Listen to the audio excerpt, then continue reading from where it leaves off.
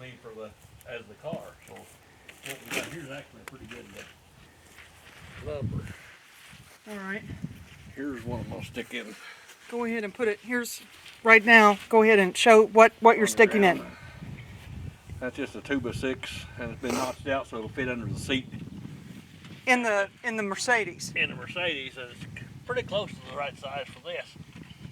And so it wedges under the seat and sits here in the back. And I'm gonna see if it's close to the right height. It's a little bit tall for what the 2x4 is gonna ride to.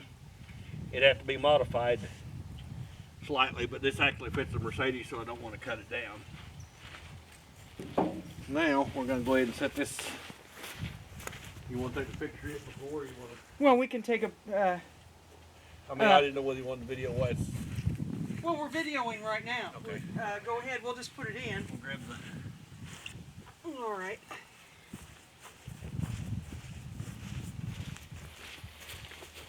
Lump up the leg like we normally do. Okay.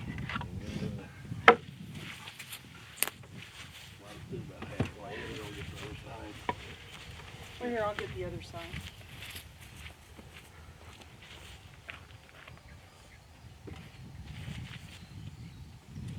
Can you get it?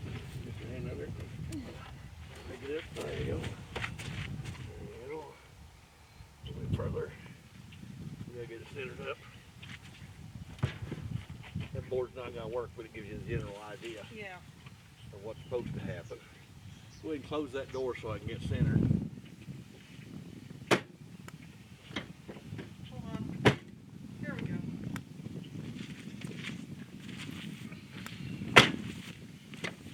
As the doors do close, that's what I measured for before. I need to move forward just about a couple inches. Go ahead and open the other door.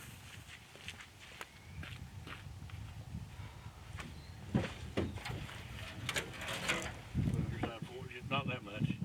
Okay, now lean it back and see how far we can. Stick the wind in. Here. Well, yeah. I mean, couldn't it go forward a little bit more? It could go forward a little bit more. Let's go ahead and move a little bit further forward. Okay. And lean back.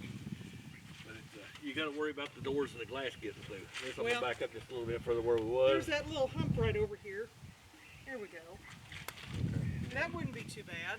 That's not a bad position there, but what we'd normally do at this point, when we first put it in and you get it centered, so that both doors will shut, there's only about an inch clearance between the door handles and the side of the skid, which is pretty tight, but it has to be that way to be able to get the glass in.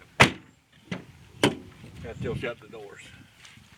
I would run 2 screws in here and the same on the other side, and then lean it back.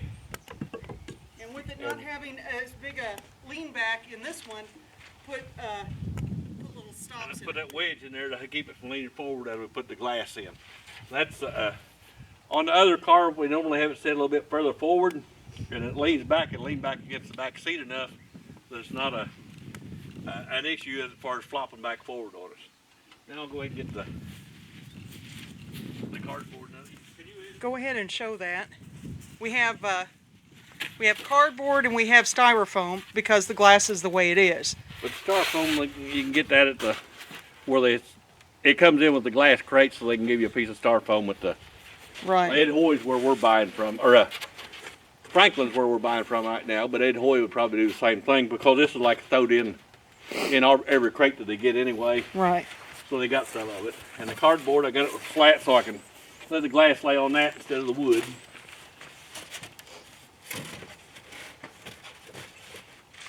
I'll go get a sheet of glass. See whether it feeds in better from this side or that side, but I'll be here and in the way. But normally at the Franklin, the man who does the loading usually hands in from one side, and somebody else will be on the other side to catch it, half of it, and we'll bring it in, set it down and let it lean back like it is. Then we'll stick a piece of paper in there, and then the next layer. And when we get done with that, at the end we use another piece of foam.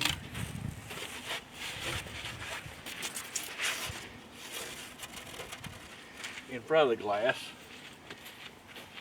And in our crate, we use a piece of plywood with just 2x4 frame construction to hold it together.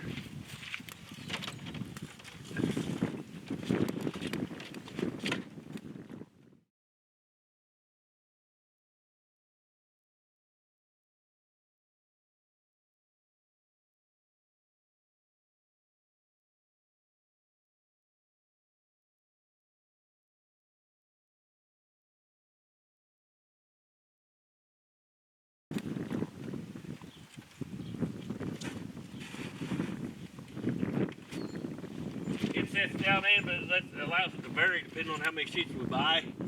We get anywhere from 20 to 45 sheets at a time. Or 40, yeah, I think 40 40 gets rough. To set it in however far it goes, and then run screws. You can see how far out we've been on the screws into the 2x4 to keep it tight against the glass, or secure against the glass on both sides. And then after that, we'll pull the wedge out and allow the crate to be shoved forward. But here, I'll hold it. It's fine.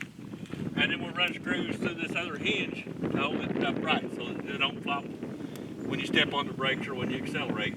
That's why you have this other board extended at the bottom and under the seat to give more stability as you drive. And like in this truck, I would probably use a little bit longer 2x4 if I was custom making it for it, but this is just what we got for the car, and I'm not going to modify it just for video purposes. Okay, we're done with that. When we get back home, we take the screws out, one out of each side so we can lean it back. It's usually got quite a bit of weight, so you pull it back and it'll kind of hold there. Stick the wedge in so it can't get away, so it can't flop back on you. Remove your screws and pull out this spacer again. Well, here, wait a minute. Let me.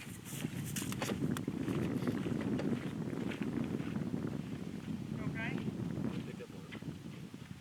There we go. Slide it out.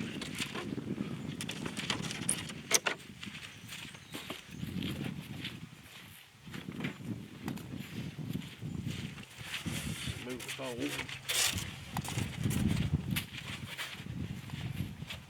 Well, this would be easier to unload too. I mean, you know, if we were. Glass. Yeah. Because it's higher up.